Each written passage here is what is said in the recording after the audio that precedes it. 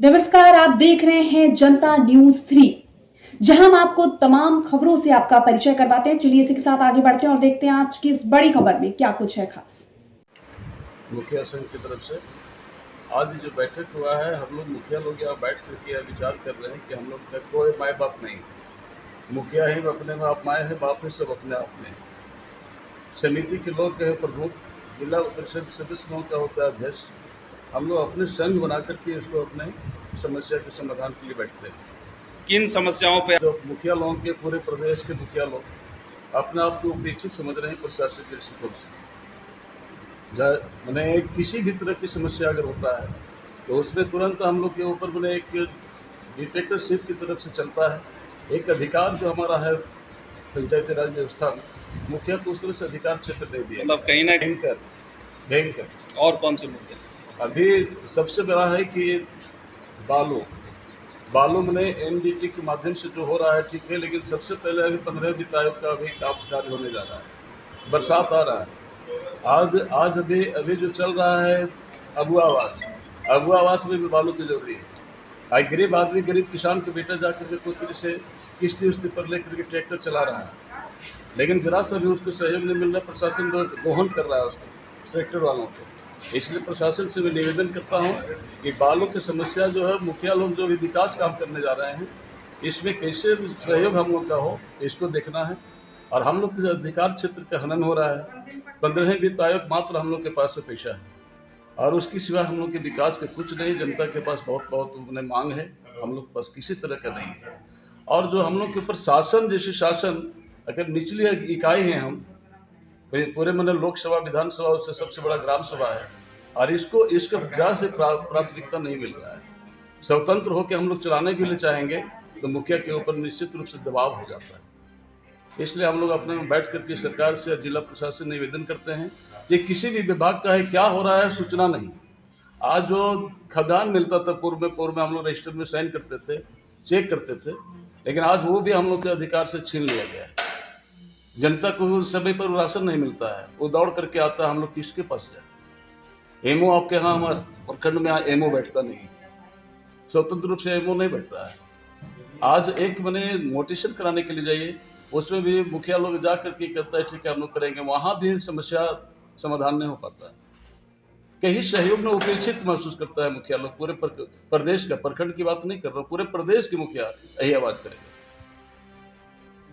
प्रखंड में बैठे हुए हैं, कोडरमा प्रखंड से, कोडरमा जिला कोडरमा प्रखंड से बैठे हुए हैं।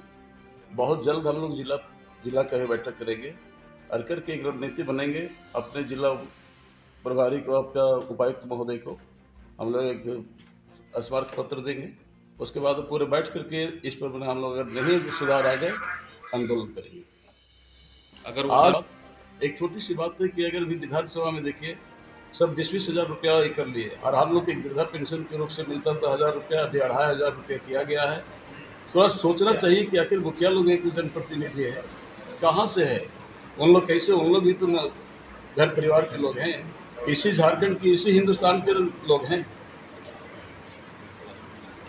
हम लोग बैठ करके निर्णय लेने जा रहे हैं, आगे फिर बताएंगे, मतलब वार्ता कर दूंगे। चलिए। आज कर्मा पंचायत के इस पंचायत भवन में उपस्थित सम्मानित हमारे जो प्रखंड अध्यक्ष जी हैं, उनका स्वागत करते हुए, यहाँ सम्मानित सभी का स्वागत करते हुए, और आपका भी स्वागत है, अभिनंदन है सर।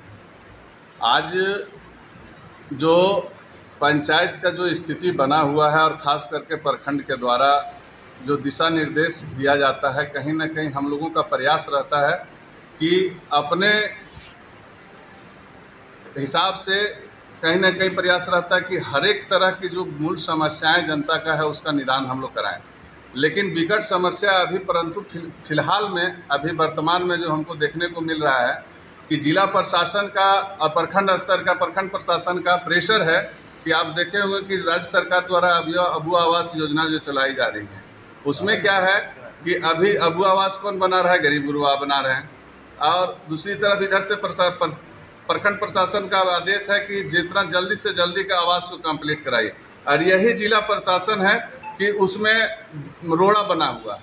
रोड़ा किस स्थान पे बना हुआ है, आप छर्री लाइए या बालू लाइए तो हमारे जो माननीय यहाँ जिला खनन पदाधिकारी हैं वो एक एक करके आज हमको लगता है कि विगत 15 दिन में कम से कम 25 से 30 ट्रैक्टर जब्त किए होंगे हमारे पंचायत के इर्द गिर्द के लोगों को। इस स्थिति में यहाँ हक और शक ये जो दिख रहा है प्रशासन के द्वारा प्रतिनिधियों के प्रति, ये मतलब जितना निंदा किया जाए उतना कम है। दूसरी बात ये है कि अभी आप सबने देखा होगा कि नीचे स्तर के प्रतिनिधियों को कीड़ा मकोड़ा समझा जा रहा है। ये शब्द मैं कहीं बोलूं तो इसमें कहीं कोई खोताही नहीं होगी, खास करके पंचायत के प्रतिनिधियों के प्रति।